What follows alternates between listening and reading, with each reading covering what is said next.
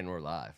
On Tuesday night, thank God it's Tuesday. On behalf of First Amendment Sports, I'm Ken Meringolo. He's Kevin Ricca. And we're the FM. I'm in Ken's basement on Tuesday. We got another draft upon us. I'm fired up to talk a little bit of the possibilities of the future. We're going to have a fun night, but just to get it done, right off the top, a shout out to T, shout out to Derek, shout out to all the people who've been on the George, everyone who's been on the show the last few weeks. Appreciate you guys. T is not on tonight. It'll be on soon. We have that on good authority. But keep him in your thoughts. Our guy is doing better today. We're going to just knock this out at the top of the show and just plow through it. So everyone on the board who's joining us early, we appreciate that. I know we're actually a little early for a 9:05 show. We're going to get some help from the board in a few minutes. We're going to just finish through picks 17 through 28. Just get it out of the way, and then we'll know by virtue of all the people we've picked who's available at 29. We'll talk about that. We'll talk about a couple different things going on in the Commanders universe. And while I give folks on the board a chance to settle in, I want to wait to see a few more names here. We got Ant, I think, is coming in. He's going to help us out. EO, Robert Cohen, appreciate you guys.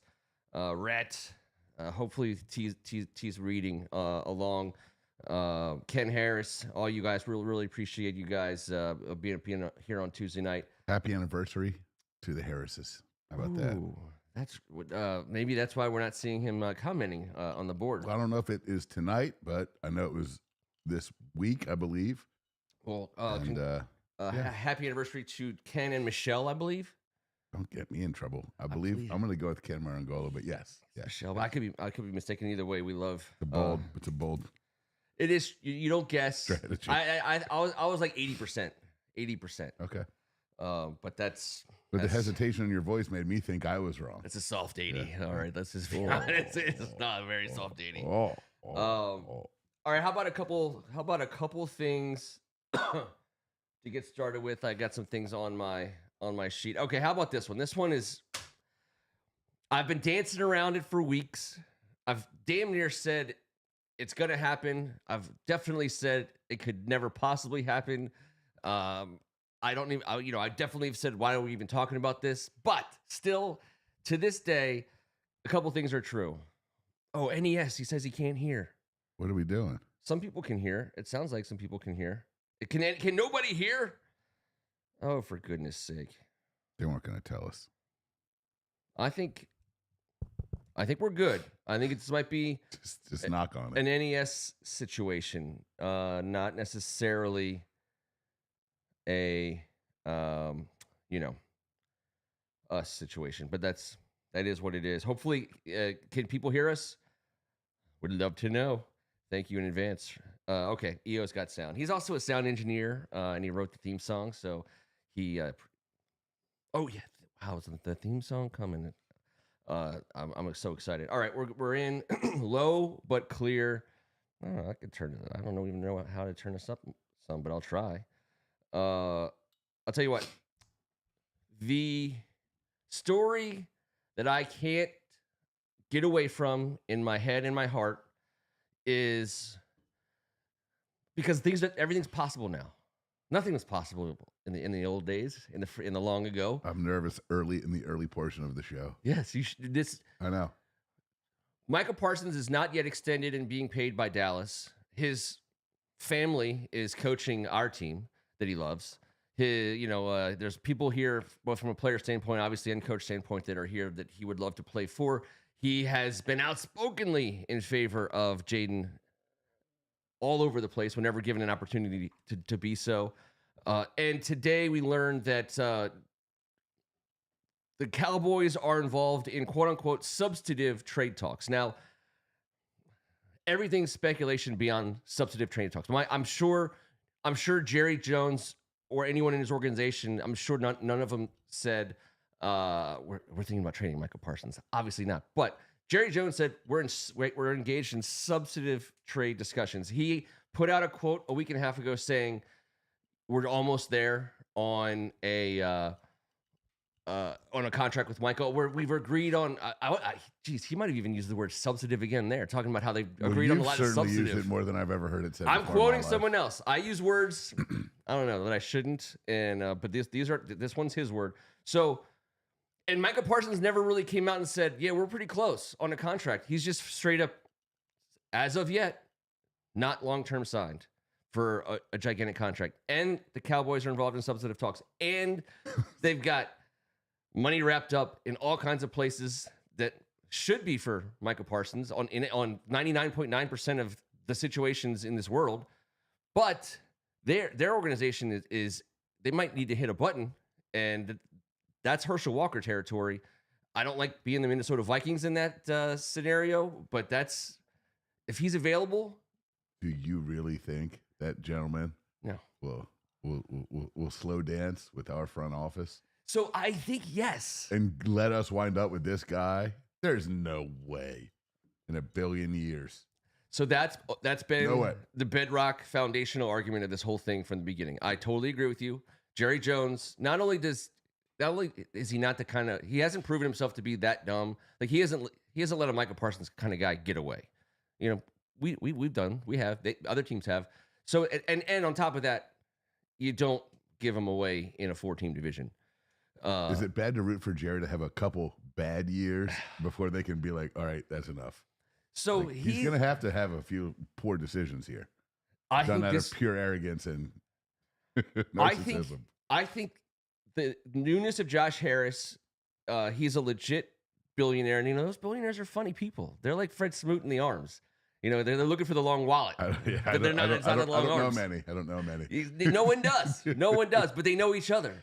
And while we hate the Dallas Cowboys and for years have sloughed, cans of cheap beer while screaming at television sets, those guys are like Scrooge McDuck swimming in silos full of gold coins. Slough can be a gross word.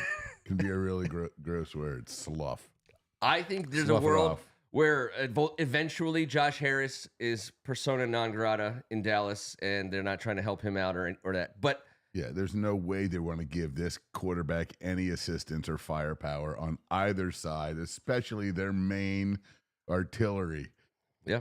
Dude, I mean, I know what you're saying, and I get the fantasy fun of thinking of it. Yeah. Because he's perfect. He's perfect. I know.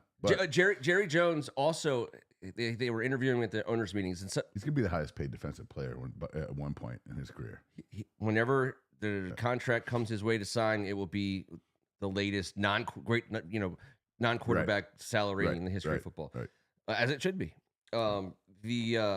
Jerry Jones. The interesting part about Jerry Jones post Dan Snyder. Now they were thick as thieves. They weren't thick as thieves. Nobody knows they're billionaires. They're if you think you know, you don't know. But his thing, 32 guys co-own one of the best businesses on the planet in the NFL, and one of the top markets in the world, certainly in North America and Washington, D.C., has been left for dead for decades. And they know it, and the NFL knows it. And there's money to be made. This place is dying to blow up financially for the NFL. And I don't put it past Jerry Jones to value the kind of impact Michael Parsons could make in Washington on his bottom line. Yeah, well, unfortunately for cousin Jerry, Kanye Snyder's no longer around these days. No, I don't think that's what I'm saying. I think they got to be a point where there was that toxic inability. Like it was a non-starter. It still may very well be a non-starter, but there's a newness to Josh Harris and a clear enthusiasm from Jerry Jones, at least in his interviews over the last year. In his without trashing Dan Snyder, he's been like, hey, if anything, especially when he gets asked over and over about Jane Daniels, anything that's good for Washington is good for the NFL. But that's been kind of his line.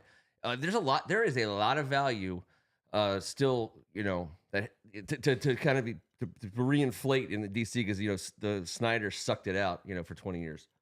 Can't believe you sloughed off my statement about we said we weren't going to talk about it. About it just popped out. Slough? Nah, yeah. Anyway, so okay, what were we talking about? So Micah Parsons is still in play in my heart. All right, good. That's all I'm saying. Keep it in your heart. And it was the Nothing headline wrong with today I'm perfectly at any given moment, I'm perfectly willing to surrender to it's the dumbest idea ever. Obviously, Micah Parsons isn't coming to Washington. Dumbest idea ever. It's but he's not coming. There's just no way this guy's letting that happen. I think he'd rather lose and make money than let us win with Micah Parsons. I do think he's that petty. He's that bad. It would be that bad. I think he's that petty against his own franchise. Maybe. And he's about to just start firing the pistol every which way. That's what I'm saying. He's about to go UConn Sam on this whole goddamn league. Yeah. And it's going to be hysterical to watch that whole thing smolder. But I'm ready to say at any time, I'm ready to say it's over. Like, we can't even entertain the idea. But today, the talks, the word out of Dallas is they're engaged in substantive talks. Obviously, they have a couple pieces that are making a ton of money. The thought of trading Dak Prescott at one time seemed crazy for the money. But now he's not even the highest paid guy. He's like one of the top, he's in the top 5 or 10, but he's movable to some degree. And there's quarterbacks are always, if and when they're available, there's always a market. They just restructured them, right? Him and CD, I think. They just gave them a chunk of money. And they re-signed. I mean, they signed new contracts. They're going to play this year. In that city, I do believe, but we'll see. They should. We'll see. And they're a legitimate, at least a playoff contender with Dak, CD, and Micah. Like, those are 3 really, really good players. All right, I think we got a volunteer lined up. The board takes care of everything as usual. All right, so I got a piece of paper here. Is Ant on? Oh, what's up, Caveman? Is that Jerome? I see Caveman saying hello, everyone. If that's Jerome, please tell me. I can't see the picture. What's up, Caveman? But let me know, because that is my guy. I love him. All right, so welcome as well. Greg already rolled out the red carpet appreciatively. All right, we got a draft coming up here. We're gonna go rock number 17. Do you have the order on your phone there? The order of the draft itself. Remember last time I typed in the wrong one. Here we go. Greg actually might have it. Ant, are you there? Oh, yeah, mine had like trades and crap on it. Oh, yeah.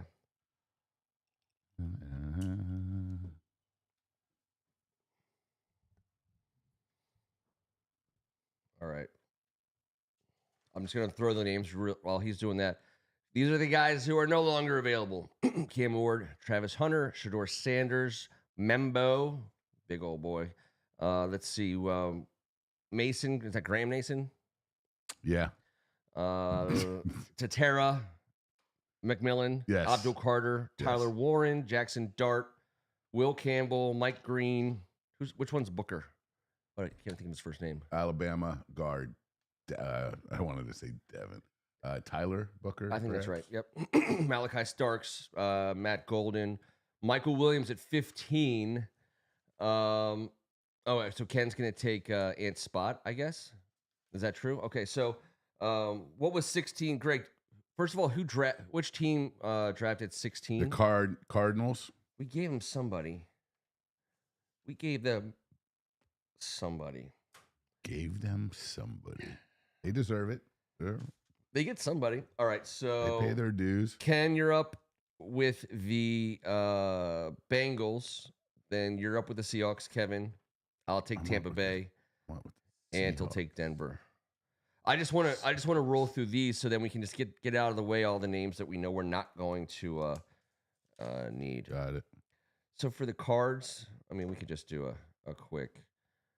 I mean, they just took Marvin. I remember talking about it too because they just took Marvin Harrison Jr. at wide receiver. They do have some line talent. I don't know. I think they're a classic BPA scenario. I can't remember who he gave to them. Here we go. I don't.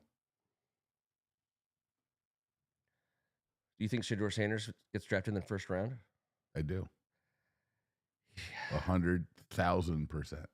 You can. That's a good. The odds probably reflect that, but I'm a terrible gambler. I don't think I'm touching it. Like horrible. Arizona is looking for an edge.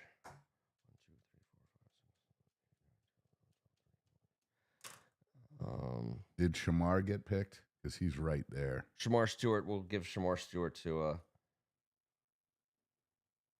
the Cards. All right, so that means 17 is Ken Harris for the Cincinnati Bengals. He's taking Derek Harmon, the DL out of Oregon. All right. That brings you up, Kev, for Seattle. Yeah, let me get big Josh Simmons from Ohio State. I don't know who they're going to have, but they're going to have they're going to have some protection needs. Is he interior? Or? Left. Well, he's a tackle.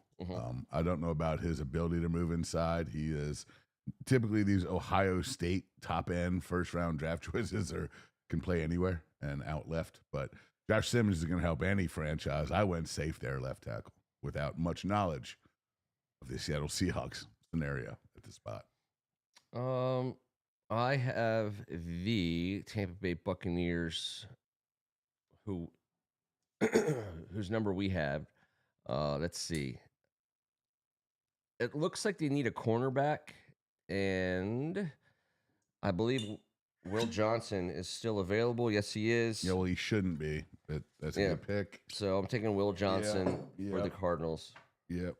No, you know what I appreciated? Or I'm sorry for the That was a 0 filibuster pick down in the basement. You are honestly, I think the PGA warnings have really sunk in. That's great news. You were PGA? Well, there was what's like golf? There's now a shot clock installed in the basement. I've noticed right there.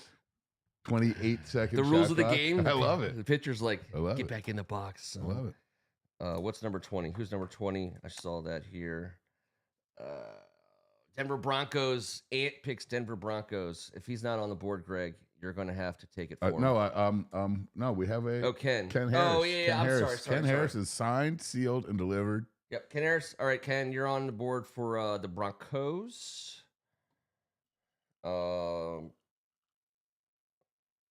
want to talk a little bit about the schedule. How about by the way, legit playoff Washington D.C. sports right now. It's actually a really cool sports week while I'm buying time for Ken Harris. I never should have mentioned the F word. What's the F word? Oh yeah. Well, but it's on my list. It's not filibustering if you already said you were going to do it. That's fair. I mean, so Caps game 1 overtime winner. That's huge. Nats and O's are playing I-95 series. That's huge. The draft is this week. It's kind of a cool sports week for DC. Yeah, Friday night, second and third rounds of the draft. Well, Nats O's series ends Thursday, but Caps playoff game. 3 Friday night. I mean, it's super cool when Ovi walks it off what do you call it? Is it a skate off? Is it a dive off? Whatever he did. He pointed his way into the celebration. He's such a badass, anyways. But it's pretty neat to see. I think the Nats redding that ass tonight. The Nats got all up in. So I guess Ant will go with this board pick, then Ken goes with the next board pick. So we have 2 board pickers. So Ken, you will be picking for. Well, you get first crack at the Commanders. How about that? We're on pick 29. No, I'm just saying when we get there, it's a board pick. And I'm giving Ant's a Jets fan, so I'm going to give the Commanders fan the board pick. Oh, nice. I'm glad. Well, the more the merrier. Let's draft this shit out of stuff because one thing we all know is no one knows a damn thing. No one knows. So, this is incredible. I hope someone hits on the nail on the head with some of this because, at least from our perspective, there's so many different things and fun. And I'm not nervous. I trust the pilot, but it doesn't mean you have to fly somewhere blindly and like it. That's right. But I'm excited, man. All right. Ants up. Jeopardy music is playing. Broncos is the pick at number 20. But the cool thing I think is for like Washington sports fans, I feel very much disrespected by the casual sports fan over the years in like an appropriate way. Like no one actually watched the Redskins except for us when they were terrible. That's true. And so they had a terrible perspective and opinion, and no one thought they were anything. The Nats were obviously an expansion team. No one watched them except for us. So no one thought very highly of them. Obviously, no one watches the Bullets except for us. And and then of course no one's. And the Caps have been a strong story for us. Winning a Stanley Cup, but for the last 5 years, there haven't been many kind of more ho-hum teams. So the idea that Ovechkin was always kind of involved in this sideshow records chase, isn't it great? Good for him. Let's get on to real hockey, thing that I think, some people nationally were thinking, game one, your 39-year-old all-time greatest scorer has 2 goals and assists, including the overtime game winner. I think that sends a message that, this ain't a swan song. He's not going out on this note. You know what I mean? He's got 4 more years after this. Yes, I don't disagree at all. He's got a shot at a G. Why not? 1,000 goals, 4,000 hits. Why not? That would be the baddest ass hockey line in the world. Ever. No one's ever getting 1,000 goals and 4,000 hits. Get out of here. You say it. Show me that guy. I hope we get him. His goal hits numbers could have been better if he didn't break his leg and sit out all 16. Oh, the pandemic, the strike shortened season. He broke his leg, sat out 16 games. He had a strike. He had a pandemic. He was like, I can't break my leg anymore. It cost me dude came weeks. In needing to have just a couple of pedestrian goal scoring seasons. Put a pin in it. Breaks his leg. Luther Burden, by the way, is gone. He's going to. I'm going to go out and say this: Luther Burden is someone that if we acquired him on our, I would freak out. Yeah, and I think there's a little percentage, a tiny. He could be so great for us specifically. Oh my God, man! I can't even. He's a first round dude. I think he's. Yeah. I think there's plenty of worlds that exist where he's available at 29. Things have to shake out probably from a quarterback perspective. Probably a couple running backs and tight ends have to go to push him down. But there's 2 tight ends that will go, maybe a third. So yeah, I mean, it's going to come down to 1 or 2. I get it. And then which team does he fall to? Because if some other. Not everyone's looking for a wide receiver in the first round, even if it is Luther Burden. I'm not just in love with him. No, he's great. He's special. He fits us. He suits us. It's like a Zay Flowers type. I don't want to make him Tyreek Hill, but he's like we Zay. Want him. Yeah. He can do so many. He is, oh, Jesus. He is. Put these 2 together for 4 and see what happens. Jesus. He's someone that would make us so exciting as shit with our arsenal of weaponry.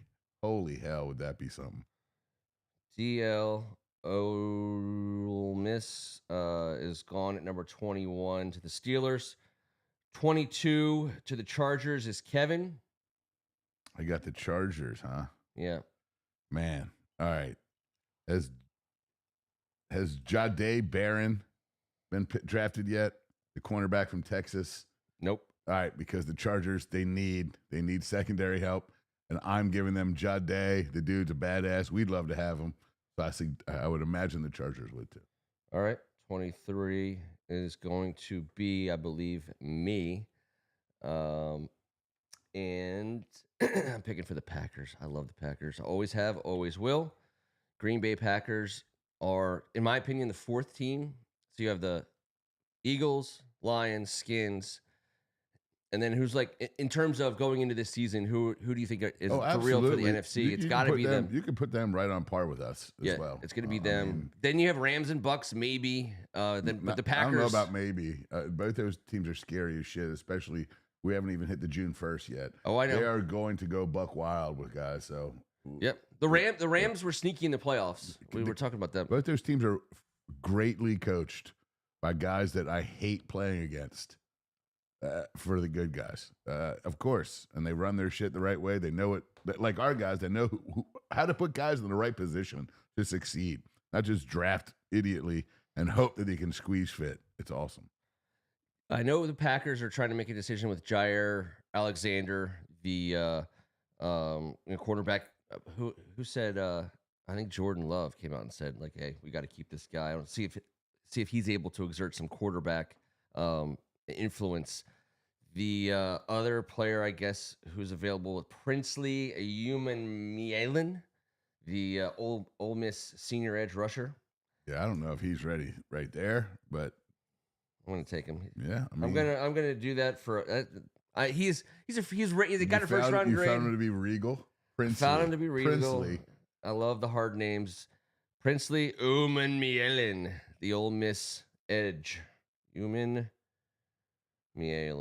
I think he's going to get his name called. I would say that he absolutely will.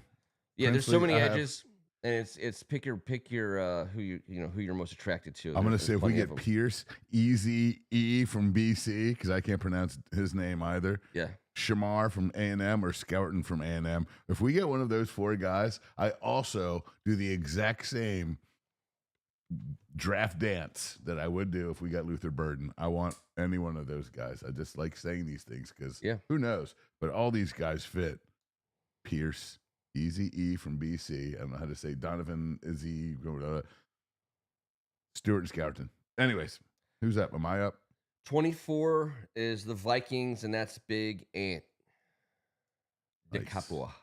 Who's on deck? And then 25 is going to be the Texans. That's going to be Ken Harris. Nice. Then you got the Rams. I got the Rams. And I'm going Ravens. The schedule release is also another thing coming out soon here. We got to at least address, because I think there's an outside chance. I think Greg agrees with this. There's an outside chance Skins Eagles. So they're going to do an opening day game that's going to be compelling based on some things that went down. I don't know if you're going to be able to convince the Chiefs to just keep playing on that.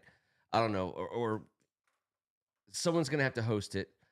We'll give you a couple calls and at least 2.25 points. Yeah, 2.25 points. That's all, and a couple, and a phantom holding call.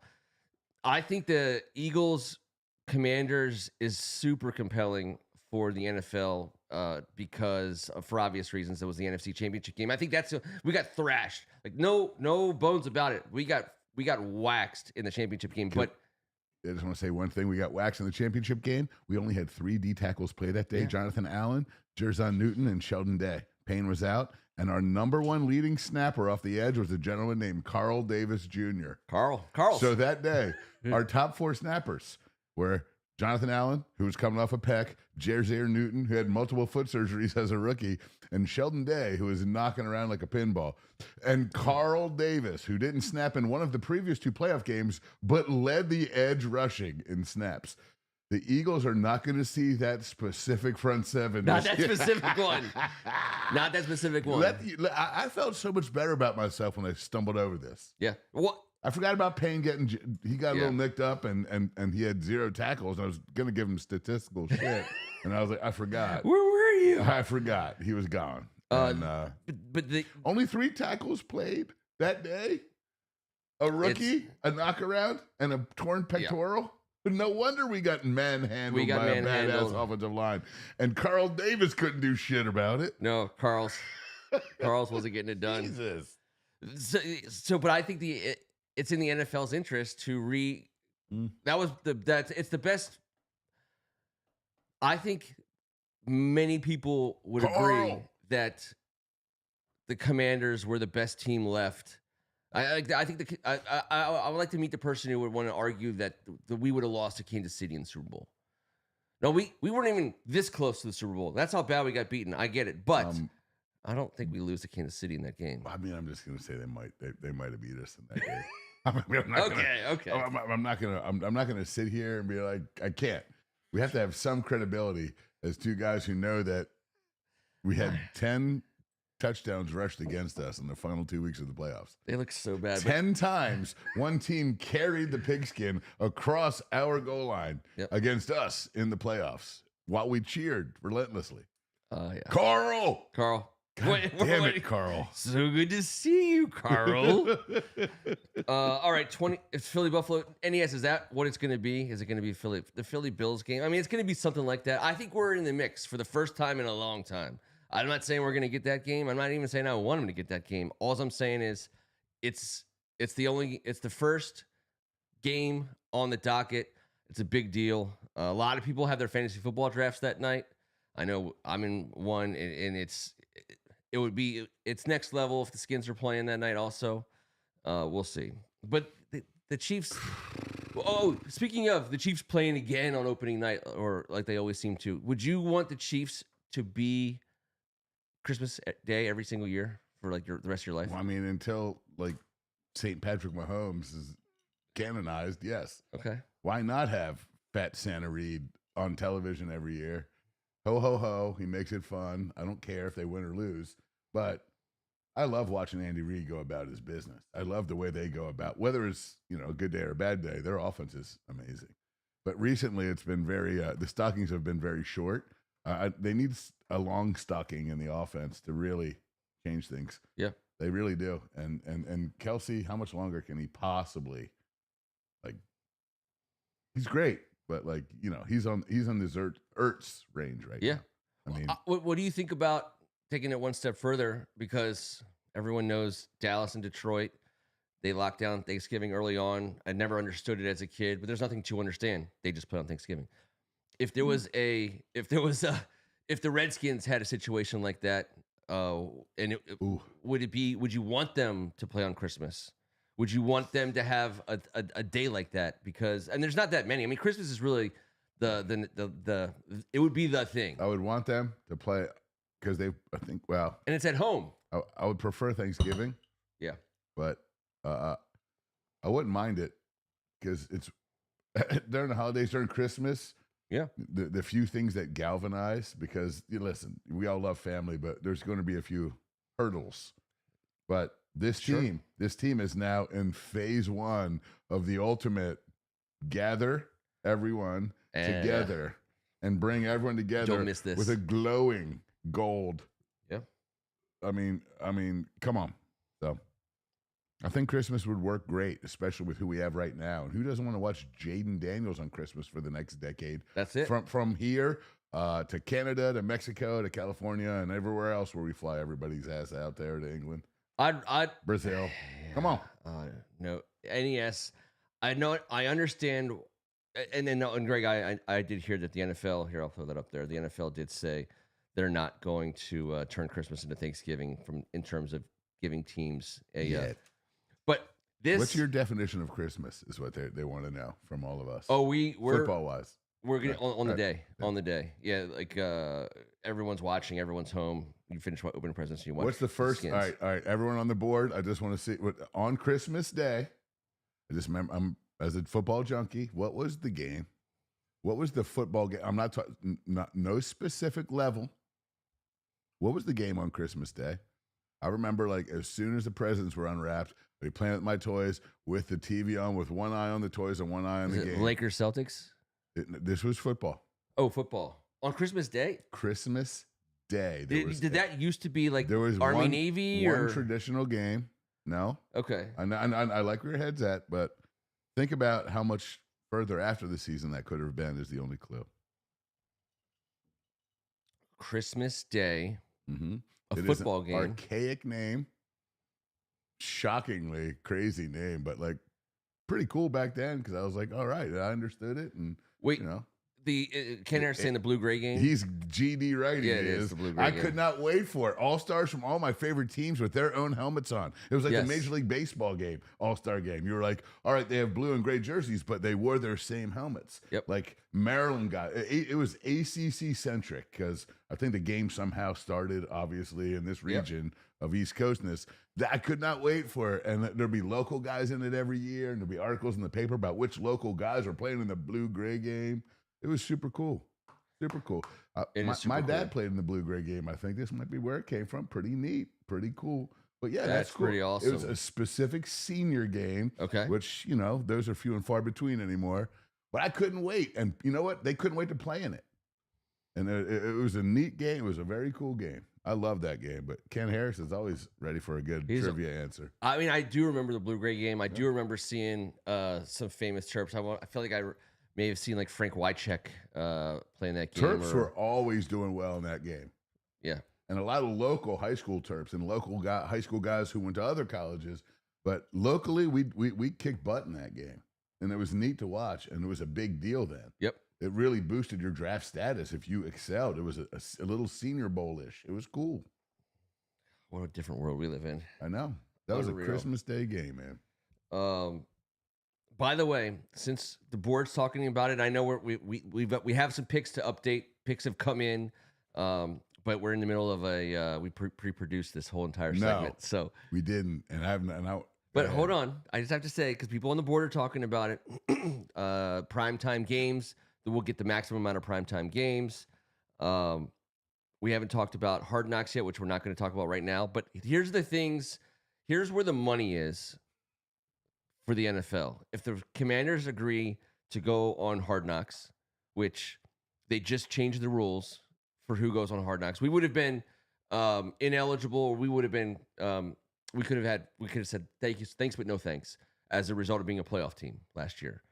So but they changed the rules so that we are eligible to be on Hard Knocks this year. Everyone knows that it's going to be the Commanders. The whole world wants it. The NFL wants it. Everyone knows it. It's going to be the Commanders. That's a lot of money and a lot of interest that they'll generate around Washington. Here's what I think. What if you somehow are able to package the New Jersey Devils and the Philadelphia 76ers to Jerry Jones and be like, hey, listen, buddy. Here you go.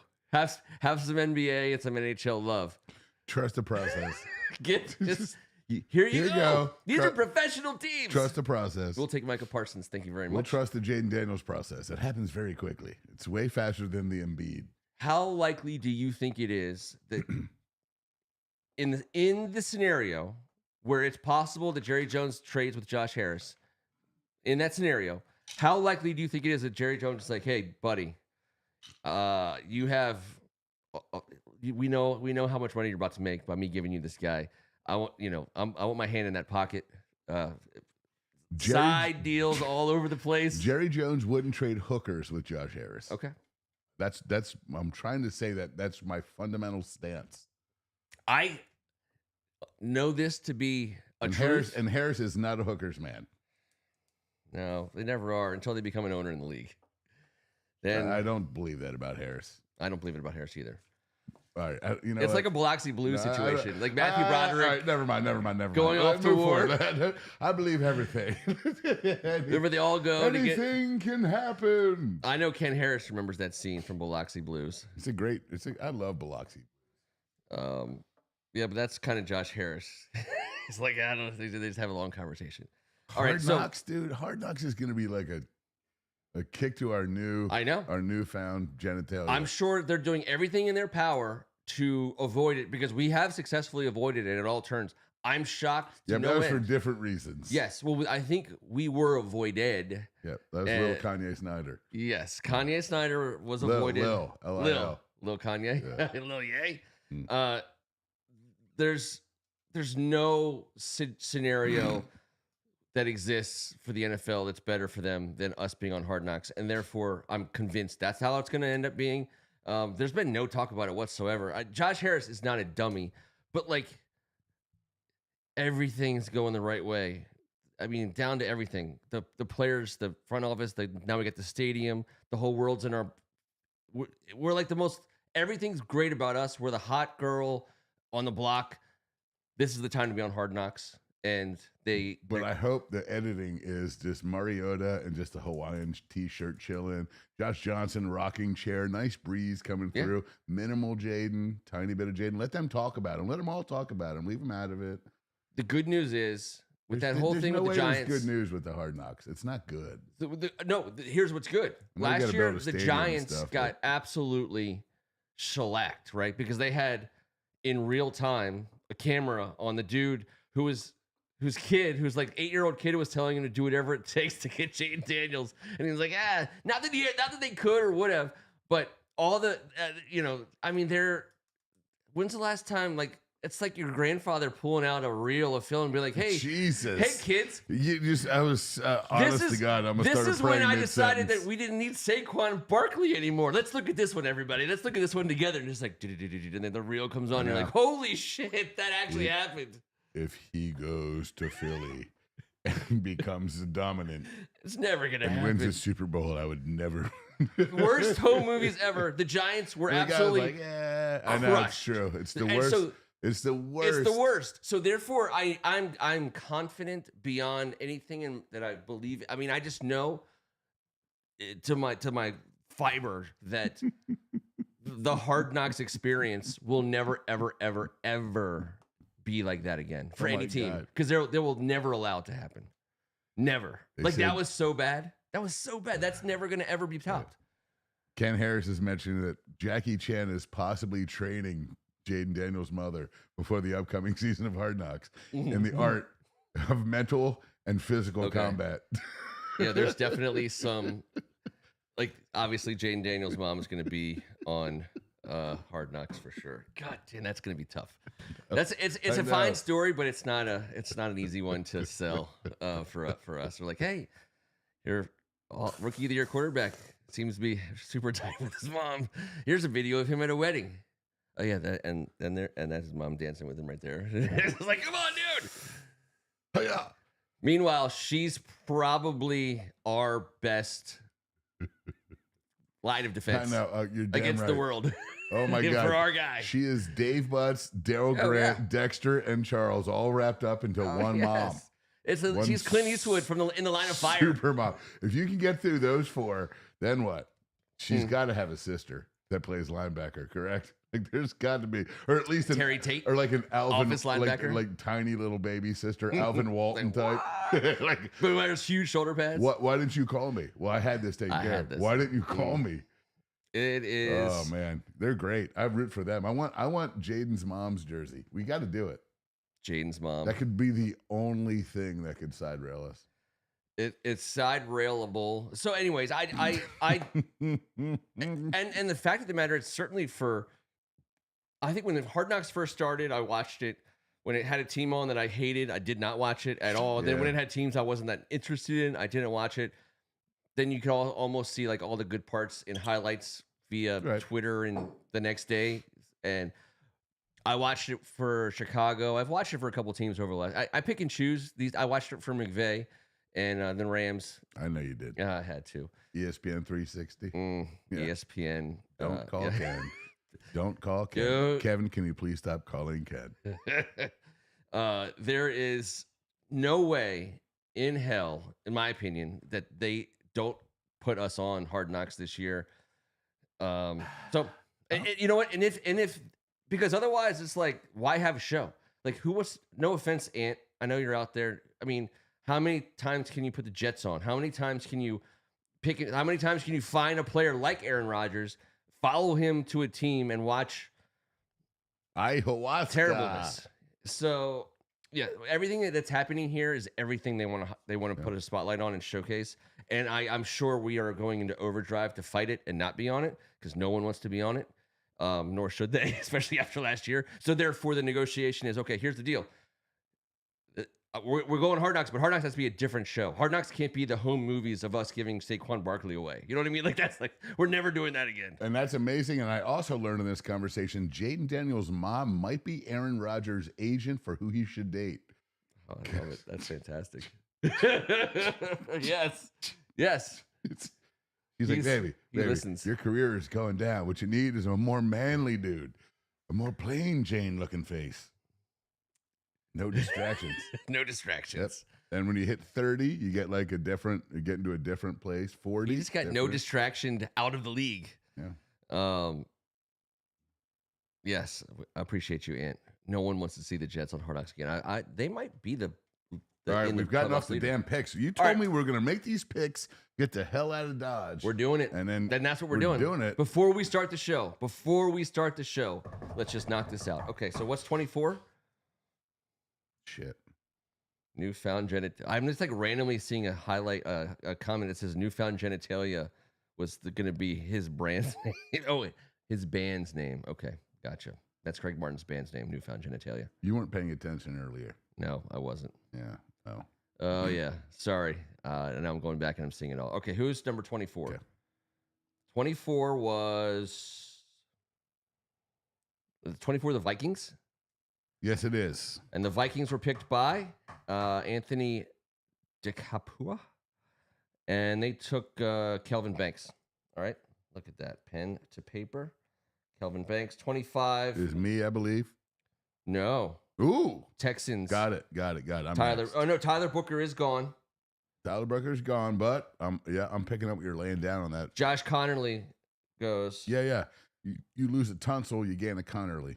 It's and by the way, what a good franchise is trying to do. Had we not done the Tunsil trade, I thought Connerly was a guy to look at. And now I'm up. And now 26 is the Rams. And that's you. And McVay is going to bring Jihad to the defense. Yeah. I mean, he's a dude. What's his last name? Campbell. Yeah. He's a guy. He's a freak. He's an NFL guy. He'll get you. Yes. We had a Campbell drafted number 10. That was Will Campbell, right? Yes, the offensive lineman. Okay. No. LSU. Is it Will Campbell? Yes. There's also a Will Johnson. That was a Will back Johnson from Bama. But we had a Campbell taken, and I think that was Will Campbell, the offensive lineman. Badass. So Jihad Campbell, the linebacker. Yes. Jihad. And by the way, he's like 6'3", all of it. 45. Yeah. He's a guy Luvu would be like, come here. Here's what you do. You club this guy, you give him a dunk, and then you get the other guy and you dunk him, and then everyone lies down, and then you celebrate in a tremendous fashion. And I love how they do that. If he was available when we drafted, that was like the one guy who it's not that we don't need a linebacker or someone, but we need a guy like him. Oh, no. We do. And if he was the one guy who I thought could potentially fall at the bottom of the first round. And I think that's a name we probably would have raced to the podium potentially. But he is gone. 27 is who? 27. The Ravens, I believe. Oh, the Ravens, and that's me. Ravens are always. Oh, I have a perfect pick for the Ravens. I was thinking about this today, and it's not even a filibuster because I'm just going to write the name on the card and turn it in. Jalen Milroe from Alabama. Listen, I know they could bring in. They re-signed Ronnie Stanley. They're not. Their offensive line is okay. They have Derrick Henry. They have obviously Lamar. They got Zay. They brought in DeAndre Hopkins. Their defense has players. They're not the Ravens defense of old, but they're solid and they have some youth. Jalen Milroe is. Listen, it's like he is the personification of what like their philosophy is. I'm not he could potentially exist in an offense with Lamar Jackson and for that matter Derrick Henry. He's a runner. He's a badass athlete. They'll figure out ways to get him involved. It's a luxury pick because you have the reigning MVP on your team. I understand, but God, I love Jalen Milroe, and I think the Ravens is where he belongs personally. And I do not want. Feels like a Raven to you. Because there's two birds that he could be good at, and I don't want him to be an eagle. He would be the perfect eagle, and I do not want him going to Philadelphia. So I'm giving Milroe to the Ravens. How are we talking about everyone else's goddamn draft still? This is ridiculous. All right, 28. One more pick left until it's us. Who's 28? The Buffalo Bills, I believe, unless I got a trader backer. My joint. You have a trader backer? Oh, the Detroit Lions, dude. Sorry, I had a trader backer. It's what happened last time. Yeah. Yes, the Lions. Ant goes Lions, and then Ken Harris goes Skins. All right. Can't wait to see what Ken's got for us. All right. So we got so drafty there. It was We're gonna do first round drafty. We might not draft till like the third round, to be fair. We could be a late. All right, no, I think we'll have a second round pick. But man, there's a log jam of picks in those next 3 or 4. It's gonna be a neat Friday, Saturday. Yeah, Trey Amos is still available. That's this guy, the dude that Ant just took for the Lions. The dude is kind of a badass. Yeah. Wow. Them old Miss guys. hanging out down at the By the way, library. I think that's with the Johnny third. Dessler now. That's the third Ole Miss guy in this bottom half of the first round. The top 50 NFL prospects have Ole Miss MFers everywhere. It's insane. Dart. I took Dart at number 9. So that's 5. They have the NILs on lock. They know exactly how. They just got to figure out how to put them all together and get a couple more W's. But Ole Miss is a place. Yeah, Ken Harris. I think that. There you go, James Pierce Jr. There's the name. Okay, so I let's said start there. last week, but James Pierce would be my most. And you're not worried about the off-field stuff, not because you know what it is, but because you're wondering if Adam Peters wants to mess with it.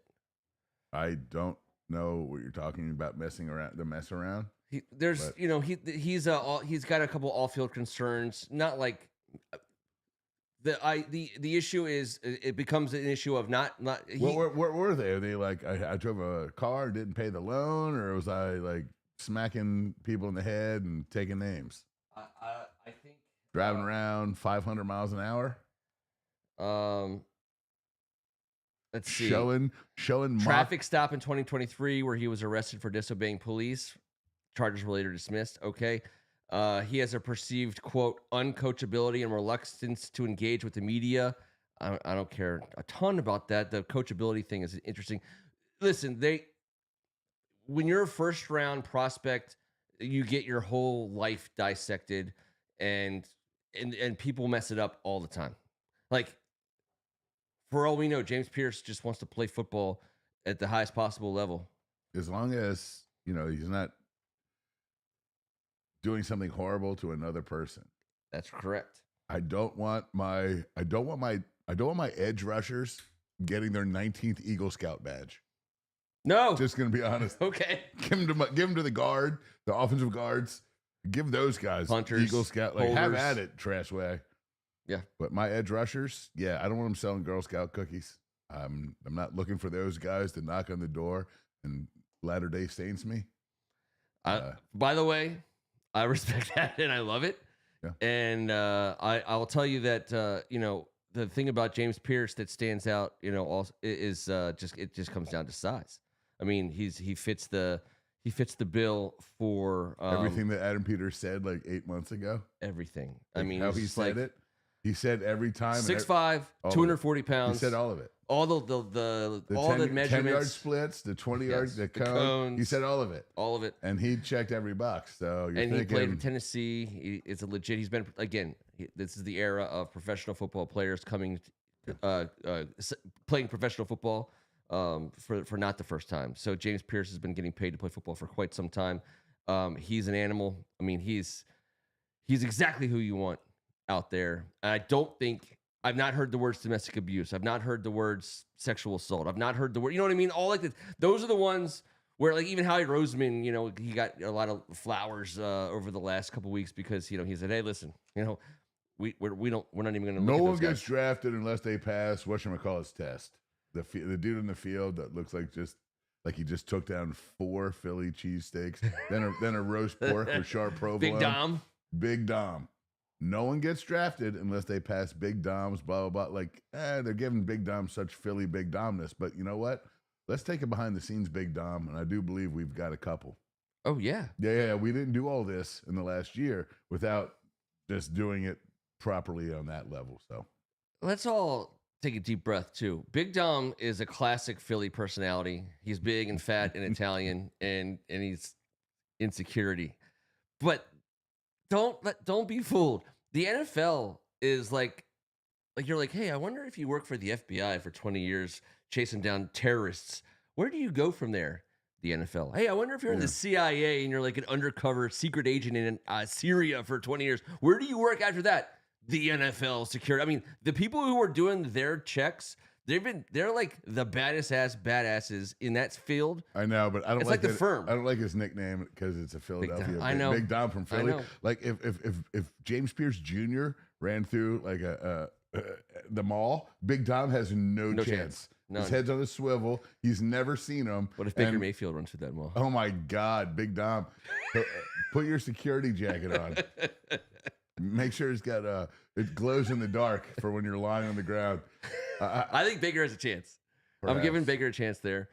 Yeah. So big the NFL security. It's like it's legitimately the firm. If you haven't watched, that's a freaking 30-year-old movie, by the way. But Great movie. But that's what it is. And in case anyone's asking about who the Commanders want, we need cornerbacks out the ass super badly. No one's faking on that. It's obvious. If there's a cornerback out there and they're at the top end, then it gets a little dicey. I meant to ask you this last week. I'll ask you it now. Let's go. It's still, this cornerback's gigantic. It's a gigantic question mark. Would you use draft assets to bring Jalen Ramsey to this team? I don't think so. Okay. I think he's a great player. I agree. I don't know if he fits in. It's all about. It's got to be a great fit. And I'm okay with that because he's going to cost all the money. Too many monies. We already have a too many money guy. We're not going to load up all those monies at one spot. We're gonna figure out how to get to the quarterback, and we need two though. Yep. That's agreed. We need two factors signed at a minimum before the year starts. All right. So the board at the cornerback spot, man, made the pick that.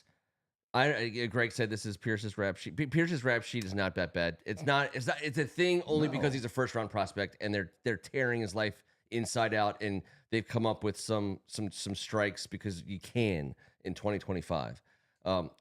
They can't take away his 6'5"ness, his 250ness, his 250-poundness, his athleticness, his agilityness, his monsterness, his meanness, and his bad intentions. They can't take any of those away. He's going to bring those to the NFL, and he's going to put them on show on Sundays. If we get him, he starts on day one, and he gets the best.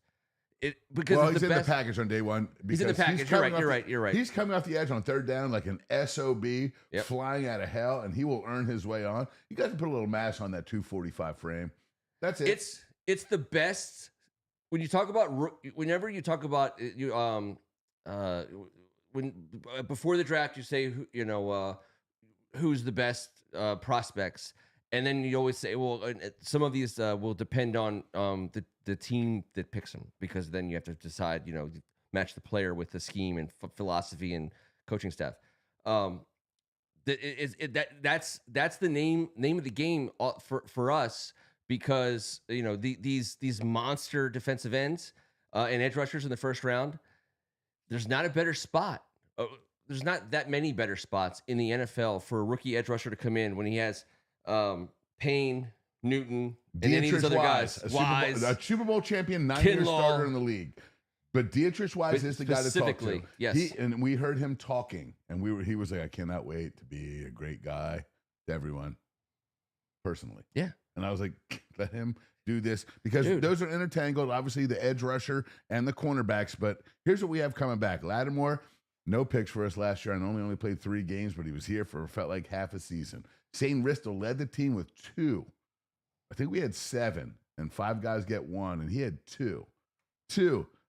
We bring in John Jones from New England, badass Super Bowl champion, going to be great. You know how many interceptions he had last year? 1. Yeah, Igbenigany. No, Igbenigany. And he had 1.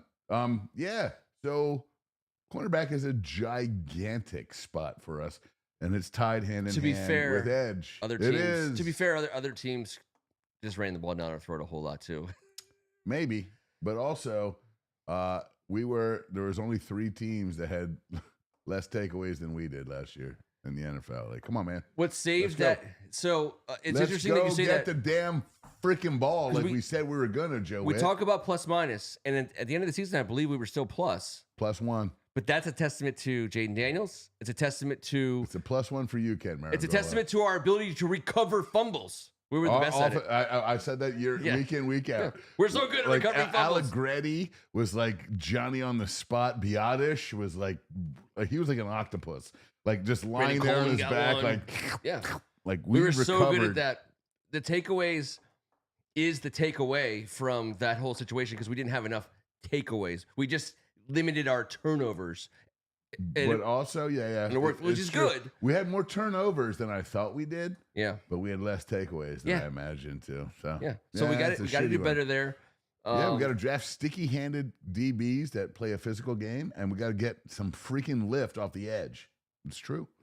Those two things can happen in this draft, but let's not forget the June 1st designations are not even close to us yet. But we know the biggest names that are going to be on there. Of course, but there's always an ability to find, and who's better at finding mid-range game than Adam Peters? All right, so let's talk about mid-range game that doesn't cost anything. Finding another guy, number 29. So James Pierce is off the board. Ken Harris took him for us. We're all happy with James Pierce being a defensive lineman for the Washington Commanders. It's a great outcome. We're not second guessing that. There's a couple other guys though whose names weren't called in the first 28 picks, who become, So what is the first round clock? 10 minutes. Yes. So 10 minutes to think about a few of these names. Now Malachi Starks went early, but Nick Emenwari did not. He's the second-rated safety. I would take Emenwari over Starks, but whatever. And so he's available at 29. That's a guy who I think could start for us. Yeah, but unless the safety's Sean Taylor, I don't know if you draft a safety that high ever. I don't believe we think that. I don't think so either. Yeah. It was a name that wasn't called there. So, but then I moved to probably an even more controversial first-round pick. And I've kind of, I could be dead wrong, and I mostly am. But as am I. This new age front office, like Adam Peters and his ilk, they have in the past, openly discussed the idea that in the NFL, an impact running back between the ages of 22 and 26 is on a rookie contract is one of the greatest values that you can have, even rivaling a quarterback on a rookie contract. Obviously not when you have a franchise rookie contract quarterback. But all I'm saying is if you have a guy you can hand the ball off to 20 times a game, if he can block, if he can catch the ball, you can do all the things you want, and he can do that right away for 4 years out of the gate, that's when the running backs are at their best. 90+% of running backs are done by the end of that 4 years physically. Their careers are 2.5 years long on average.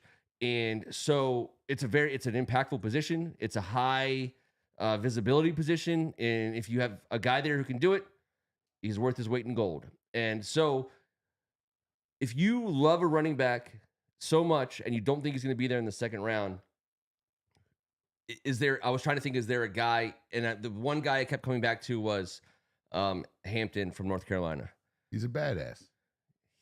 I'm not trying to sit here and tell you that I think we're writing his name on a thing and racing into the podium with it. But if you get him in the first round, I think it's going to be real easy for us to fall in love with the idea of him being. And that probably means you're making a trade for Brian. You're making Brian Robinson traded, and you're picking up an extra fourth or fifth rounder. But I believe that if you're in the business of wanting Christian McCaffrey on your team, that means you would have drafted Christian McCaffrey. I believe he's one of very few running backs that Adam Peters would draft at that level. I don't know if we're going to get to it tonight. We talked about some guys. Yep. I'm going to say that this dude, Bashal Tutin, Virginia Tech, the fourth fastest running back time in combine history ever. 5'9", 210, rocked up, 3 down, monster back who can protect, who can catch and go, who can. He's got a little bit of this too. He can't wait to use it. He's like Bam Bam. Go teach him. You don't need to use that here. You need to use those jets, those pause bursters. Holy shit, does he fit, in my opinion, this offense? Yes, he does. Yes, he does. What round can you get him in? I think you can get him as high as 2 and as low as 4. Okay. I don't know shit. And we have no third. I don't know a damn thing about this dude's blah, blah, blah in this league, except for everything I've seen is, holy shit, does he pop on tape, his burst, his acceleration through the hole, his 5'9" badassery. He can protect the passer. 3 different touchdown receptions last year. Now, he's not going to be like a out and up and out guy, but you can throw the ball to him in the passing game, and guess what? He's not getting the least possible amount, Ken, because he has got super boosters. Yeah, no, he's getting you extra. This offense to have that. The whole defense has to look out for a guy like that. But guess what? And you have the angle. You have to cover those angles. We got lots of guys. Not everyone's going to be all the way back. And as we've been Laramie Tunneling ourselves, and let's be honest, the shit out of this. And when Cosme comes back, we'll Cosme it too. But damn, that we have some serious ability to run offense that we did not have last year, and way more depth on the D line. After I told us everything about what happened on those snaps, things are looking even better this year, maybe than last year. To be fair, I would have thought that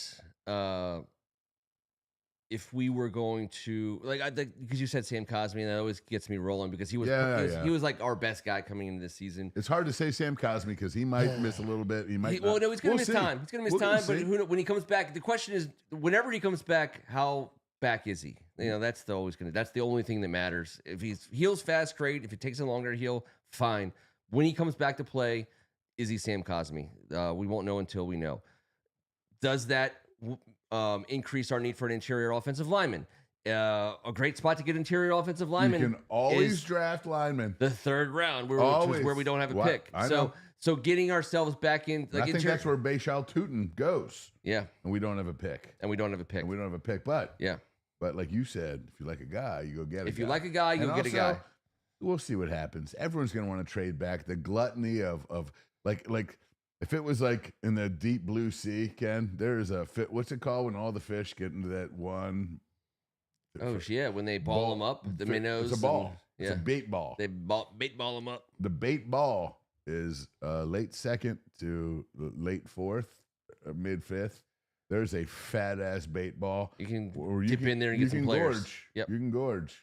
And we've talked about this over the last few weeks. I think, listen, I'm not smart enough to tell you that this is the worst draft in the last 26 years or like the best mediocre draft in the last 37 years. Whatever. I know people are down on the depth of the positions that they love in this draft. Okay. There's going to be some studs that come out of this draft, but we already kind of made our decision about this draft. If you think about it, we traded picks for Laramie Tunzel. We traded picks for Deebo Samuel. We traded picks for Marshawn Lattimore. These guys are part of this draft class for our team. Picks from this year. Yeah, picks from this year. So this is already, Adam Peters has already told us in his words, not just what he thinks about this draft, but what he thinks about the draft value. And he's made his move. He's made his play. Like we have a starting left tackle, starting cornerback, and a starting wide receiver out of this draft already, and that's kind of freaking insane. It is, because now the talent in this draft is all relative. Yeah. Everyone has to fight the good fight. Everyone has to figure out if this is a bad draft or an average draft, or say it's a C+, B-. That's what I'm gathering. That's I think where we're kind of at. So the hell what? There's some A's out there. Yeah. There's some A's out there. So figure it out. And I think we got a guy that's a pretty damn good detective when it comes to finding an A in one of these shitty ass rounds. Yeah. 3 Pro Bowlers in the 5th round plus in the last 8 years in franchises he's been a part of. They've done their due diligence. All right. Just to make the board happy, there's 3 picks left in this draft. Yeah, that would bother me. Buffalo Bills. You got any thoughts? Yeah. Buffalo is. We took James Pierce. What pick? They're 30. Who's their starting tight end? No, they're good. Dalton Kincaid. Yeah, they love him. I forgot. I think that they are. There's I think they want defense. Honestly, their cornerback. That Michigan defensive lineman, Grant, I think he's a guy. He's a bad monster, but I'm going to get them some help in the defensive backfield. Okay. And it's a guy that I like a lot, and he's got a huge upside. And he's a guy that might be on our board. Shavon Revel. Yep. Shavon Revel. I don't know. I'm trying it all, but he's ECU dude. The Pirates? He blasted all he is a combine cat. Yeah. And he's all the size and everything. He just needs a little coaching. Well, I think the cool thing about what we have now, we have the ability to develop you from day one. Yeah. As a human being, as an off-the-field person, as a family man, as a single man, and positionally. This is what we offer now. This is what our professional franchise offers. We couldn't have said that at any moment ever outside of Joe Gibbs doing his best when he used to stash guys 6 deep like Mark Rippon and get the best out of them. And since then, this is what we got going now. And I would say that that's a guy that we could use, but I'm going to take him. He's a badass with the ability to be a real badass. I'm going to put this comment on the board because Slap it up. Greg there. says, because I made the comment that we've made picks out of this draft already, and he's true. He's right. We're down at second round pick and a fourth round pick next season. I think this is a very, very relevant thought, because I do think if it was me, I'm trying to get that second round pick back next year, like immediately, and I think you can do that by trading down in this draft in the first round. We're going to find out about next year's draft this year, aren't we? Yeah. Yep. Yeah. I think it's cool because we're going to find out a lot of shit. Yeah. But those are specific tokens this year. If we are successful in trading back, I would be shocked if you didn't see us getting back. Like, in fact, I'll tell you what. If we trade back, I guarantee I think we get the second and fourth round pick back. I think Adam Peters like, listen, I need a second and a fourth next year. There's no way I'm coming into next year without a second and a fourth.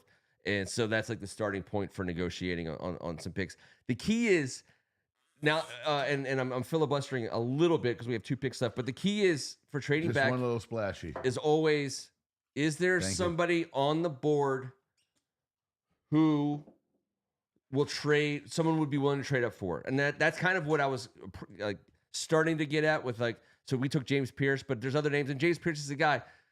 We are Dart's off the board, Milrose off the board, Sanders is off the board, and Ward's off the board. No one's trading up for a quarterback at 29 if those 4 guys are off the board.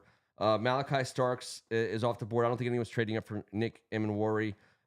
There's so many defensive linemen. I don't think anyone's trading up for a defensive lineman. I think people are going to just take what they can get for who falls to them. I don't know that there's someone who's people are going to trade up for at the bottom of the first. Well, here's the only hope we have if we do want to get back is another additional hope.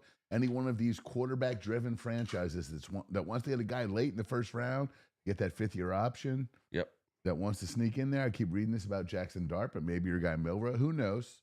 But that's another reason why I do think. But apparently the Saints, who own some property that we might want to monopolize upon.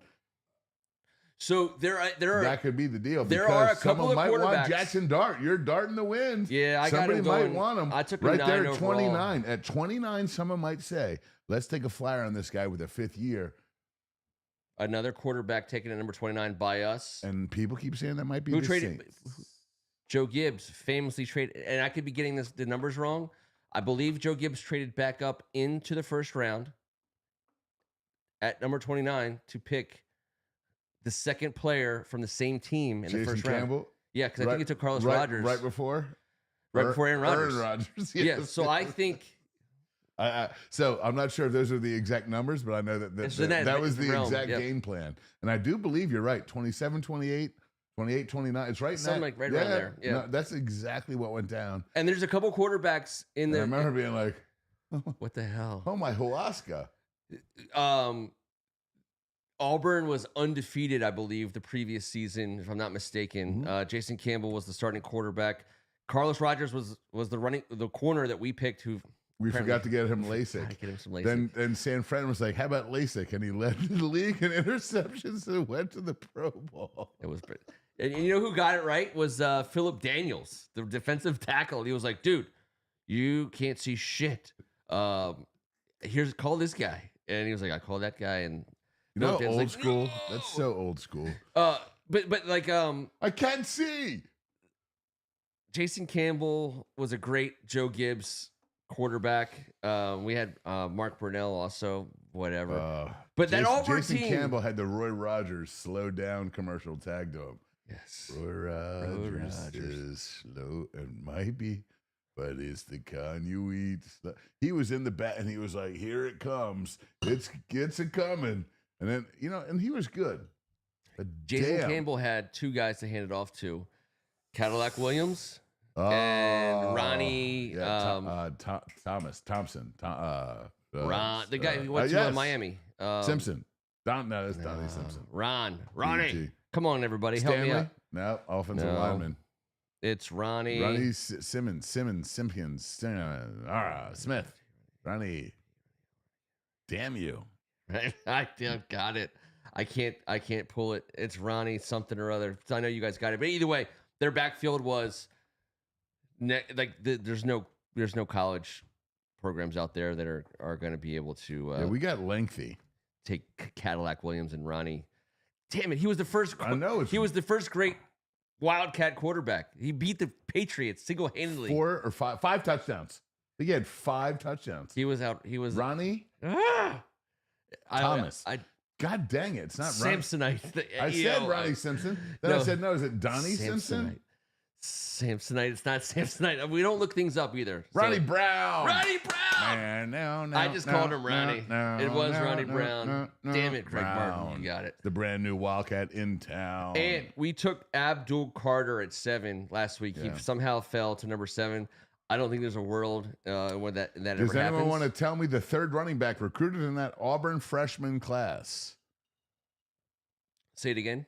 The third running back, and now he transferred out, went about his way, and found his new path into the NFC East, was the third running back recruited into that Ronnie Brown, Cadillac Williams for Auburn class. Was he on that team? They were all incoming freshmen in the same class, the same recruiting class. Ronnie Brown, Cadillac. And so that was 2005, 6-ish. God, this gentleman transferred out after his freshman year. He saw the writing on the wall. Yep. And then he became a force. And then he became someone that we had to deal with. All right. And they all went to Auburn. But all three started at Auburn. At Auburn, all three. The two we've mentioned. And this gentleman. Give me one more hint because I want to get this. Don't tell me which NFC East team he played for. It wasn't, because obviously it wasn't Zeke. I do not know that he ever played at Auburn, but he spent his freshman year there. Yeah. In this same recruiting class with Ronnie and Cadillac. And he played against us a lot. I know that we've watched him play a lot. I do not know that he ever played his freshman year. I never saw him play. He doesn't have stats to prove it. But you're saying he became a force in college, not the pros. Pros is when I never remember him from college. Okay. But he was in that class. And he became, it's not shady. It's a good guess. Because it is a good guess. Can you imagine that? Jesus, Cadillac, shady. But this dude played in the NFC East. Oh, damn it. Against us. Not with us. Not Sproles. It's an Eagle, right? How about this? He is not a little man. He is a big, bad man. He is an NFC East MFer from what Romy Rome would say, the old school. He's a dude that Joe Gibbs, Bill Parcells, Joe Gibbs, and Vince Lombardi would have said, bring him to my team. Ron Dane. It's a good guess. It's a good guess. It's not Tiki, because Tiki had his. Yeah, and he's not a beast. Greg Martin just pulled it out. All right, who is it? It's Brandon Jacobs. I wouldn't say I was going to say it, but I can't say that. I can't say it. They didn't call it NIL money then, but you're going to tell me that Ronnie, Cadillac, Brandon, and what? Cash. Oh, yeah. Come on, That's like man. Nick Nolte blue chip style. We'll take you, and we'll take you. You'll be the first Wildcat guy ever. You'll be the 6'3", 275-pound monster. Yeah.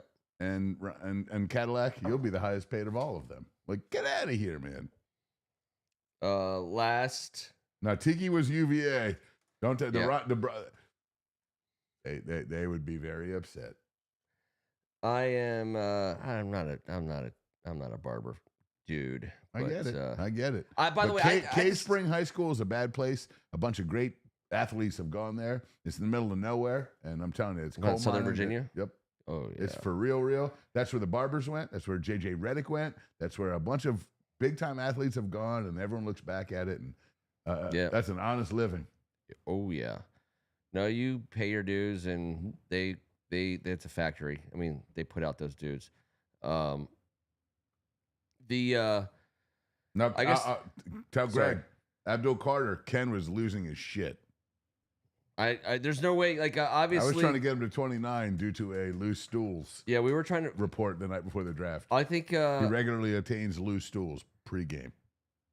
I think we'll take Abdul Carter. I think one of those teams will trade. I think someone would trade up for Abdul Carter in the top 5 before he falls out of the top 5. And that becomes a scenario where you're just willing to take more picks than in this draft. And again, I think I don't know. I just feel like every year everyone always wants to trade back, so you got to find the right person who is willing to trade up for it. You can't be greedy about what you're asking for. And you can't, like, I thought like Vinny Serrato, Bruce Allen days, like the old school front office, everyone, I feel like they were kind of like watching TV. They were kind of watching TV. I don't mean to be political, but like Trump style, just like watching the news and seeing what everyone's talking about. And then all of a sudden you hear him say something and you're like, wait a second. He's just repeating what everyone else is saying. I think those were our guys. I think like Bruce Allen and Vinny Serrato, they were just following the talking heads. And it was like, oh, everyone wants to trade back. We'll trade back. And there was no rhyme or reason to our trade back. It was just like a trade back to trade back. They drank all night long, and right before the sun came up, they would text a post reporter, Redskins planning on trading back. What do you think? After drinking all night long, someone would say, we're thinking about trading back. Did you send the tweeter? Yeah, we're trading back. The tweeter, bro? So I think these guys will be willing to take a live body versus trading back for the sake of trading back. I do think that they want to recoup that 2nd and 4th next year, and I think that's important. An important thing for us to watch in this draft is getting picks back for next year's draft. I don't think they want to go into next year's draft light on picks because at this point in time, you're gonna every year with Jane Daniels as our quarterback and Dan Quinn and his regime. Every year that goes by, it actually becomes more important to hit on 1st, 2nd, 3rd, and 4th rounders. Because if you believe you got your foundation, you have just the only way to get better. You're going to be able to spend some money and bring in a free agent to plug a hole. But the only way you're going to be able to get better and stay better is drafting solid 1st, 2nd, and 3rd rounders. And so you can't come in without a 2nd rounder next year. It's not it's a different way of thinking. We were like, hey, we need freaking bodies. We need warm bodies. We need talent any way we could possibly get it. Please, we don't even care. Just give us some talent. What this man showed us last year, we don't need. Exactly. What's going to happen is not going to be what we predicted here tonight. There's going to be guys that come out of the woodworks that are like, and we're going to be like, why do we know this guy was but like Bayshall Tootin, like, fastest time ever? So you could take him in the bottom of the 2nd. Take him. If he's there. Possibly in the 4th. Oh, that's no. what I'm talking about. You got to. He has a bit of a fumbling problem. That's a tough one. I know, but not when you have great coaching, not when you have developmental science dropped into the middle of PG County for the first time professional football-wise in the history of our foundation. That's what we got now. We got a place where people want to come, where there is guys coaching on staff that are, I think there's 6 different former head coaches, 5. There's a wealth of NFL knowledge. And they've learned how to treat people. We can get guys like that. We can now develop talent. Yep. And that's what we have to be in the business of. We have to. Everybody wants to be in the business. This isn't like, we're not like, hey, here's a secret. Be in the business of developing talent. No, everyone wants to do it. We just have been so bad at it. And not just picking the guys, but developing the guys and all the areas around like the idea of developing talent. So bringing in the right guys and developing them in the right system that is here for more than 2 years at a time. These are all things that are going to factor in here in 48 hours when we pick almost 10:30 on Thursday night. That's probably right around when we'll be picking. I'm guessing it's going to be a long night. We will not be live, but we will be coming back with on Tuesday night with all of our picks. Get a chance to see how it all shook out. Let's gather together and celebrate the new birth. It's an Easter. No, we can't. But if you get a baby urinal right here, I'll do whatever you want. Like for drafting purposes. We are going to. I do see a trade coming for us, and I don't think it's a trade back. I do think there's the bodies in play. So like if you think about it. 2 things happen in this offseason, not all in our way. we entered the offseason with one of the biggest piles of money. And when they changed the salary cap, they gave everybody an extra like $28-29 million of salary cap space. And so what that does is teams that otherwise didn't know or think they were going to have the cash to do it, they were able to put it at their own guys. That's why Bengals were able to bring guys like T. Higgins. It's why a lot of you should be able to bring back your own guys. You should be able to bring back your own guys, and thankfully teams really focused on that. It kind of changed the free agency market just a touch, and really in some ways kind of devalued our dollar, our free agency dollar. However, on the other side of it, where we stand right now for this season and the next 3 or 4 seasons, we're still amongst the teams with the most space, and there's still some huge names. Now, we talked about Jalen Ramsey. We mentioned the name Trey Hendrickson. We mentioned the name Micah Parsons.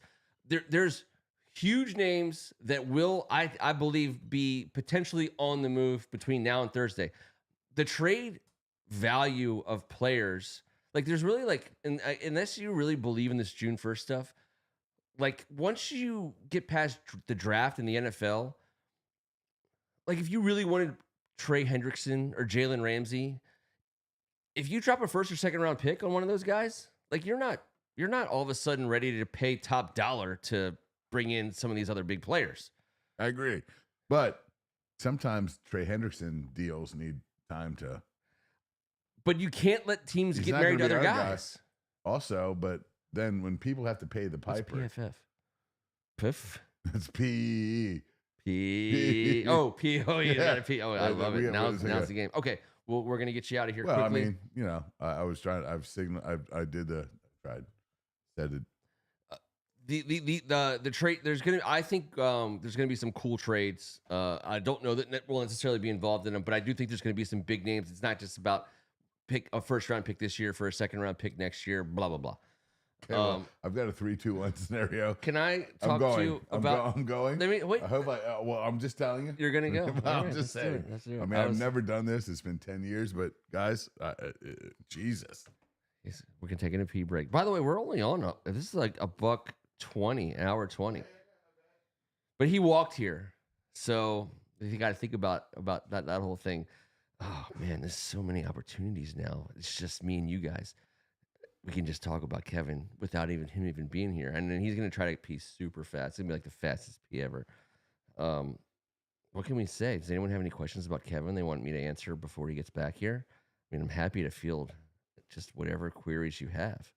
It sounds like there's some serious pressure back there, but it's happening. Give me all your Kevin questions here before he gets back.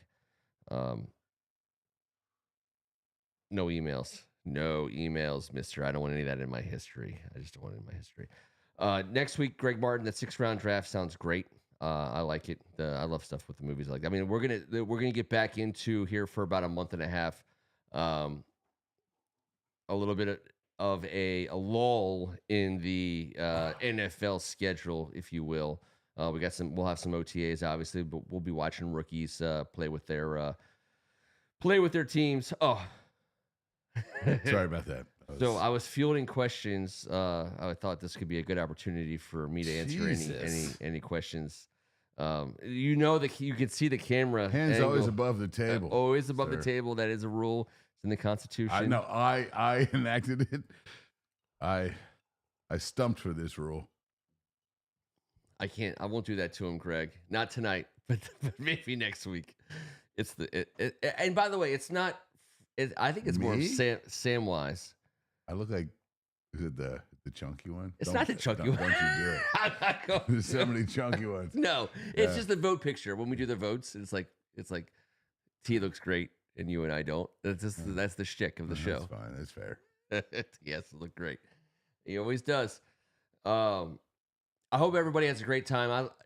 We didn't dig too deep this year. We'll save it for next year. I can wax poetic and philosophic next year about Mel Kiper and the draft experience. We'll take a year off from telling the same stories over and over again. Question of the week. Will we draft a kicker? I say no. No. I Googled it. They're the highest ranked special team. Somebody is like in the 430s. Yeah. Like there's no punter. There's no chance. Yeah. This year, not happening. Not happening. Certainly not happening for us. Yeah, get your special teams from the XFL. And yeah, 100% agree. I mean, even Power 5 at this point in time, those kickers, they're getting paid money to play football and kick. I mean, there might be some kick returners. There's just no punters or kickers that are getting drafted. Right. I say this because after I recognized that our guy was part of 2 years ago drafting a kicker. Yeah. I said it last week, and I was like, "Holy shit!" Moody, right? Yeah. Well, there's no Jake Moody. Not even not a possibility. And we're short picks. No and, way. I mean, trust me, we have a lot of time to really dig into our kicker paranoia, and we have the perfect kicker for that. So we'll get to that later on in the summer. Plenty of time now that you've ignored all my. I'm dying. I have to pee. I peed on myself a little. This fart's coming out whether you like it or not. I mean, how many? Oh man! Love it. I love it. By the way, I folded it up so I could do it like it's like a movie. It's a flip book. It's like a flip book. It's like, hey, this guy the stick figure, like, oh god, Bob. It's like when you're dreaming you're peeing, but then you wake up and you are actually peeing. Oh god! I swear to God, I was in the deep end. I was in the closet peeing in the shoe. Appreciate all you guys hanging out with us on a Tuesday night. Ant, go Jets. Yeah, no Greg, cheese. Ken, Harris, EO, Robert Cohen, NES, Rhett, T, all you guys. Thank you so much for being with us. We all got better tonight. We all got better. On the eve of honestly, the burgundy and gold is going to get better. We're going to get way better in the next couple of days. Cool. That's a very cool thing. It's the difference between trying to use the draft to get your team started and decide what the team's going to be based on what you get. How many years were we drafting in the top and we're like, man, we just need a guy who can like set the tone, be like the guy, and then other people are going to want to come play with them, blah blah blah. A guy that we should vote for. Yes. For in the state of Tennessee for potentially. Yeah. No. Yeah. No, we don't. No, we don't want any of that. We don't want any of that. Now we have a team, we have a culture, we have a system, and so we have a uniform combination coming back. Which again, another thing I would love to spend some time talking about, but that's the kind of thing I like to talk about before Kevin pees. I'd really like to get a good uniform discussion. I know. I'm getting older. God damn it, we're getting old. I peed. How about let's throw this on the board because I think everybody here will appreciate this. Anthony DeCapua. I do not root against the Commanders. I just root against Greg Martin. These are, by the way, these are guys who went to grade school together. So Greg's our guy, and I do appreciate fans of other teams hanging out with us on Tuesday nights. The cool thing about the Commanders organization is we already have everything. We have the first floor built. We got the first floor built. We haven't had the first floor built in quite some time. We've crashed down. Every time we thought the elevator had hit the first floor, it dropped another couple levels, P3, P5, P10.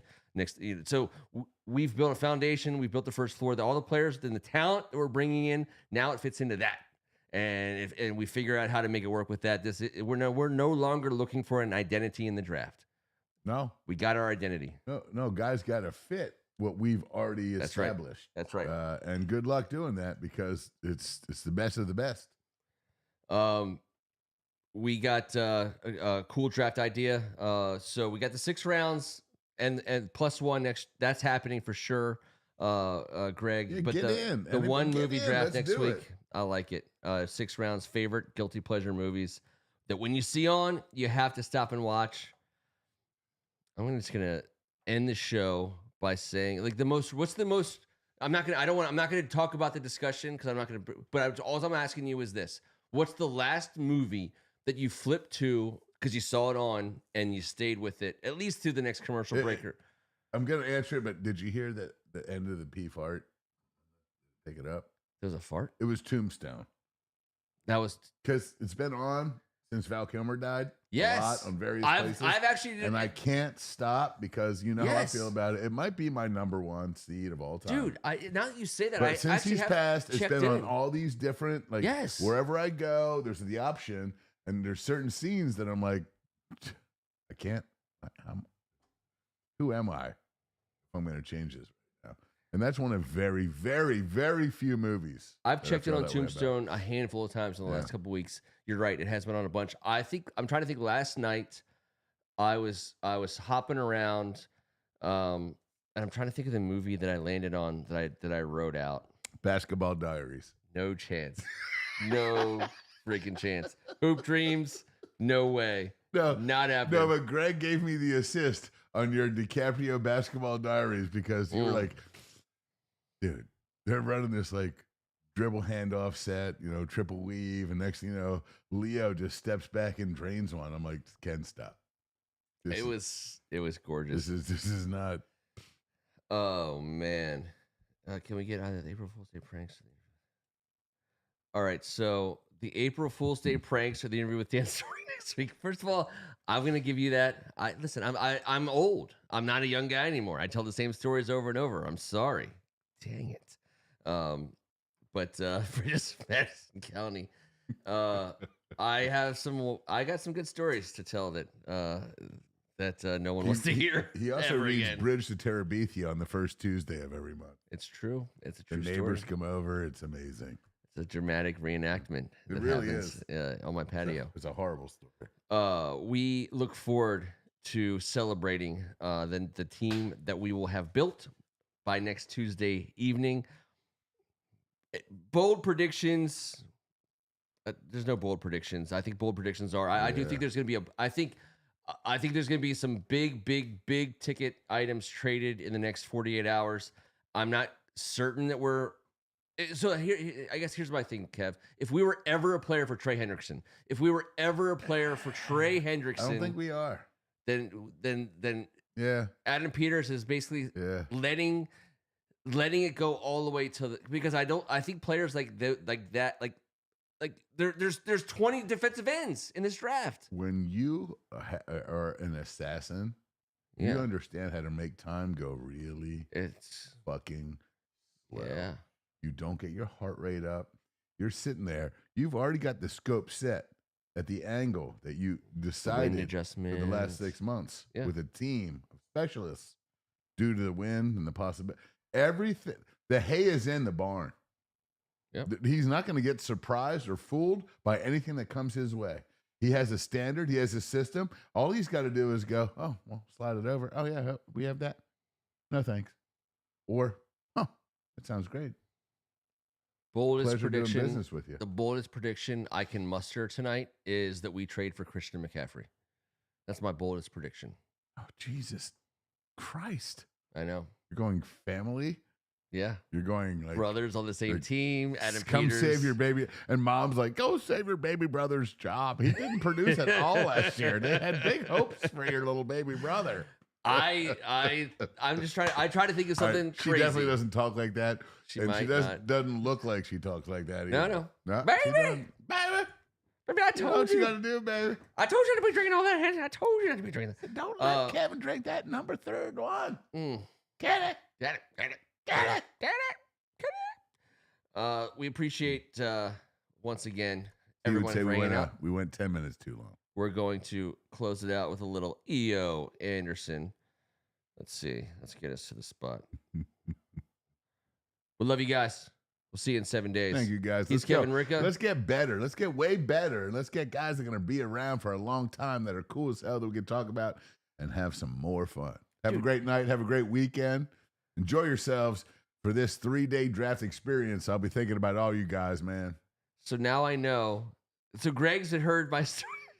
By virtue of he's also been reading Hawks Haven since 2008 because he just said, also the Champ Bailey's exit story. So now I know the Champ Bailey's getting out of town story, what's the other one? The April Fool's Day pranks and the Dan Snyder interview. Those appear to be stories I've told a couple of times. Did Russ Grimm ever drink a Bud Light? I don't know. at his Hall of Fame induction. I don't know. I want to talk about it so bad, but I was gonna let it ride out. I'm gonna let it sit. I appreciate you guys hanging out with us. We'll be back in 7 days. Until guys then, are the best. We Absolutely. are still live. Have a great weekend, guys. Let's draft our ass off.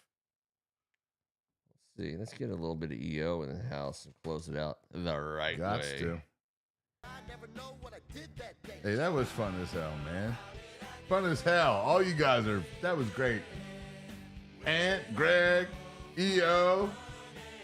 Badassery, Robert Cohen. We are still live, sir. And Ken, I'm sorry that I had to. It was mostly I don't know if it was the fart or the pee that got me, but the pee had to come out. The muscles in that area. I know. Once they contract. I know. At 49 3/4, the contraction, you can hear it. I know. It's happening the whole time. And in this basement. Since I have new allergy. You have a new allergy. It's the owls. You're allergic to owls. Damn owls. I can't believe you just had to do that for me. I don't do it because I don't want to touch it. No, you're good. You're good. Like, no, I'm not. I've never. Appreciate all you boys. We'll see you in 7 thanks for that. days. Thanks for that. Non-flushable.